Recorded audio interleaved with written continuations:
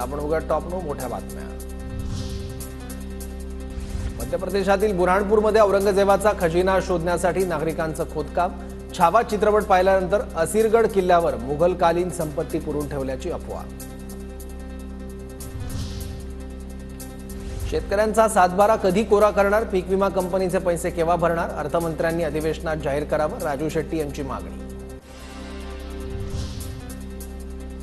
निलंबन रद्द करण्यासाठी अबू आझमींचं विधानसभा अध्यक्ष राहुल नार्वेकरांना पत्र। वक्तव्य इतिहासकार लेखकांच्या अभ्यासावर आधारित होतं, आझमींच्या पत्रात उल्लेख।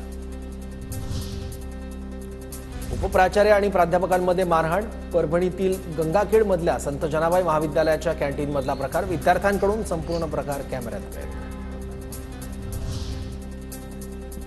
राज्यात नद्यांचं प्रदूषण रोखण्यासाठी कृती गटाची स्थापना। पर्यावरण मंत्री पंकजा मुंडेंची विधानसभेत घोषणा। 30,000 भारतीयांची परदेशात एकाच वर्षात 29,000 कोटींची प्रॉपर्टी। स्वेच्छेनं विदेशातील उत्पन्नाची माहिती देणाऱ्यांची करदात्यांची संख्या 45.17% वाढली आहे। मुंबईतील धारावी पुनर्विकास प्रकल्पास स्थगिती देण्यास सर्वोच्च न्यायालयाचा नकार। अदानी उद्योग समूहास मोठा दिलासा। धारावीतील 259 हेक्टर जमिनीचा पुनर्विकास केला जाणार।